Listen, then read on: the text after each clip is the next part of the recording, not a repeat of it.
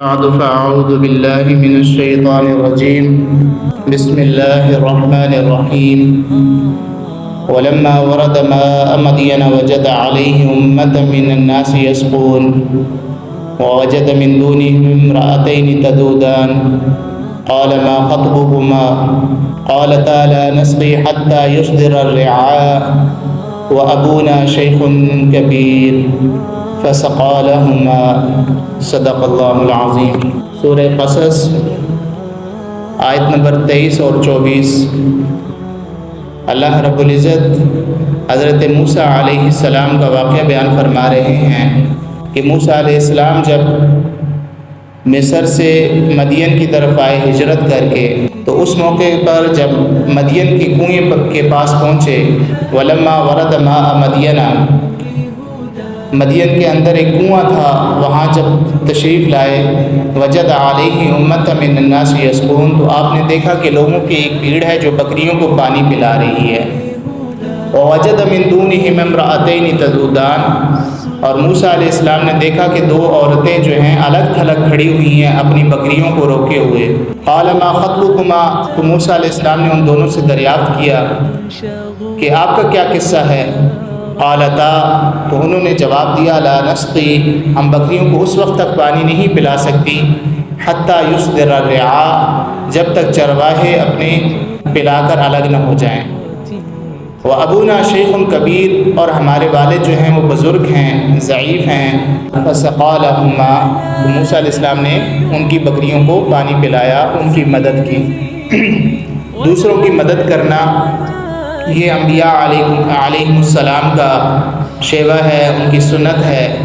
اور یہ شریعت کا بہت عظیم الشان جو ہے وہ حکم ہے کہ لوگوں کے کام آنا. اللہ کے نبی صلی اللہ علیہ وسلم نے فرمایا کہ جو شخص کسی کے کام آتا ہے، کسی کی مدد کرتا ہے، تو اللہ تعالیٰ اس کا کفیل بن جاتا ہے، اس کی ضروریات کو پورا کرنے کا ذمہ لے لیتا ہے. آپ صلی اللہ علیہ وسلم نے فرمایا کہ واللہ فی عون العبد ما کان العبد فی عون اخیہ، کہ اللہ تعالیٰ انسان کا کفیل بن جاتا ہے، اس کا مددگار بن جاتا ہے جب تک کوئی انسان اپنے بھائی کی مدد کرتا رہتا ہے. اسی طریقے سے اللہ کے نبی صلی اللہ علیہ وسلم نے فرمایا کہ میں اپنی مسجد کے اندر، مسجد نبی میں 1 ماہ تک اعتکاف کروں. یہ مجھے اس بات سے مجھے یہ امر زیادہ پسند ہے کہ میں اپنے بھائی کی ضرورت پورا کرنے کے لیے اس کے ساتھ چلوں. اور آپ صلی اللہ علیہ وسلم نے فرمایا کہ افضل الاعمال ان تدخل علی اخیک المؤمن سرورا او تقضی عنہ دینا او تطعمہ خبزا، کہ سب سے بہترین عمل یہ ہے کہ تم اپنے مسلمان بھائی کو خوشی دو، اس کی خوشی کا سبب بنو، یا اس کے قرض کی ادائیگی کے اندر مدد کرو اگر وہ مقروض ہے، یا اگر وہ بھوکا ہے تو اسے کھانا کھلا دو. اور آپ صلی اللہ علیہ وسلم نے فرمایا کہ احب الناس عند اللہ انفعهم للناس، کہ لوگوں میں سب سے زیادہ جو ہے اللہ تعالیٰ کے ہاں محبوب اور پیارا شخص وہ ہے جو دوسروں کے لیے سہولت کا سبب بنتا ہے، ان کے لیے فائدہ بخش اور نفع بخش ثابت ہوتا ہے. اور یہ ایک ایسا مبارک عمل ہے کہ اس کی وجہ سے اللہ تعالیٰ جو ہے پل صراط کے اوپر ثابت قدمی نصیب فرمائیں گے. آپ نے فرمایا کہ من مشى مع اخیہ فی حاجتہ حتی یثبتها له یثبت اللہ تعالی قدمہ یوم تزل الاقدام، کہ جو شخص اپنے بھائی کی مدد کرنے کے لیے اس کے ساتھ چلتا ہے اور اس کی ضرورت کو پورا کر دیتا ہے، تو اللہ تعالیٰ اس عمل کی برکت سے، اس مبارک عمل کی وجہ سے روز قیامت جو ہے اس کے قدموں کو ثابت قدمی نصیب فرمائیں گے کہ جس دن بہت سارے قدم جو ہیں وہ ڈگمگا جائیں گے. اور یہ ایک ایسا مبارک عمل ہے کہ جس کی وجہ سے انسان کی زندگی میں آسانیاں پیدا ہوتی ہیں. اللہ کے نبی صلی اللہ علیہ وسلم نے فرمایا کہ من یسر علی معسر یسر اللہ علیہ فی الدنیا والآخرہ، جو کسی تنگ دست کے لیے آسانی کا سبب بنتا ہے، اس کے لیے سہولت کا سبب بنتا ہے، تو اللہ تعالیٰ اس کے لیے، ایسے شخص کے لیے دنیا اور آخرت میں آسانیاں پیدا کر دیتے ہیں. اور بخاری کے اندر ایک روایت ملتی ہے، دیگر احادیث کی کتابوں کے اندر بھی ایک واقعہ ملتا ہے کہ ایک شخص تھا بنی اسرائیل کا، وہ لوگوں کو،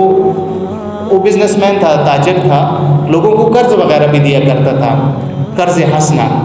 تو پھر جب قرض وصول کرتا تھا تو بسا اوقات ایسا ہوتا تھا کہ وہ لوگ اس کا قرض وقت پر ادا نہیں کر سکتے تھے، تو اس نے اپنے بیٹوں کو نصیحت کی ہوئی تھی کہ تجاوزوا عنہ، ایسا کوئی مقروض شخص تنگ دست ہو تو اس سے درگزر سے کام لیا کرو، نرمی سے بات کیا کرو. اور وہ اکثر یہ جملہ کہا کرتا تھا کہ لعل اللہ ان یتجاوز عنا، ہو سکتا ہے اللہ تعالیٰ اس عمل کی وجہ سے ہم سے بھی درگزر فرمائے. تو جب اس کی موت ہو گئی تو اللہ تعالیٰ نے جو ہے ملائکہ کو حکم دیا کہ نحن احق بذلک منہ، ہم درگزر کرنے کے اس شخص سے زیادہ لائق ہیں، فتجاوزوا عنہ، تم بھی اس سے درگزر سے کام لو۔ تو یہ اتنا بڑا عمل ہے، اور اللہ کے نبی صلی اللہ علیہ وسلم نے فرمایا کہ جو شخص کسی تنگ دست کو، من انظر معسرا، کسی تنگ دست کو، مقروض کو مہلت دیتا ہے، یعنی آپ نے اس سے پیسے وصول کرنے ہیں لیکن اس کے پاس موجود نہیں ہے اس وقت، اور آپ خوش دلی کے ساتھ اس کو ذلیل نہیں کرتے، اس کو ڈانٹتے نہیں ہیں، اس کو برا بھلا نہیں کہتے، بلکہ اس کو مہلت دے دیتے ہیں، قرض بھی وصول کر رہے ہیں، معاف نہیں کر رہے، آپ وصول کر رہے ہیں لیکن اس کو مہلت دے رہے ہیں، یا یہ ہے کہ آپ اس کے قرض کو معاف کر دیتے ہیں، تو یہ اتنا مبارک عمل ہے کہ اللہ کے نبی صلی اللہ علیہ وسلم نے فرمایا کہ اظلہ اللہ فی ظلہ یوم لا ظل الا ظلہ، کہ اللہ تعالیٰ روز قیامت ایسے شخص کو جو ہے عرش کا سایہ نصیب فرمائیں گے جس دن اس کے سائے کے سوا کوئی سایہ نہیں ہوگا۔ اور بسا اوقات انسان بڑے بڑے نیک اعمال کرتا ہے اللہ تعالیٰ کی رضا حاصل کرنے کے لیے، لیکن ایک چھوٹا سا عمل اس کی بخشش کا اور اس کے درجات، رفع درجات کا سبب بن جاتا ہے۔ آپ صلی اللہ علیہ وسلم فرمایا کہ لقد رأیت رجلا یتقلب فی الجنۃ فی شجرۃ قطعها من ظاہر الطریق کانت توزی الناس، یہ مسلم شریف کی روایت ہے کہ میں، اللہ کے نبی صلی اللہ علیہ وسلم فرمایا کہ میں نے ایک شخص کو جنت میں چلتے پھرتے دیکھا، اور حیرت کی بات یہ ہے کہ اس نے کوئی بڑے بڑے اعمال نہیں کیے تھے، بلکہ ایک درخت جو ہے لوگوں کو راستے میں تکلیف دیتا تھا، اس درخت کو اس نے کاٹ دیا، تو لوگوں کے لیے اس نے آسانی پیدا کی، لوگوں کو فائدہ پہنچایا، تو اللہ تعالیٰ نے اس عمل کی وجہ سے جو ہے اس کی مغفرت فرما دی اور اس کو جنت میں داخل کر دیا۔ اور یہاں پر ایک اور حدیث بہت دفعہ سنی ہوگی، ایک عورت تھی بنی اسرائیل کی،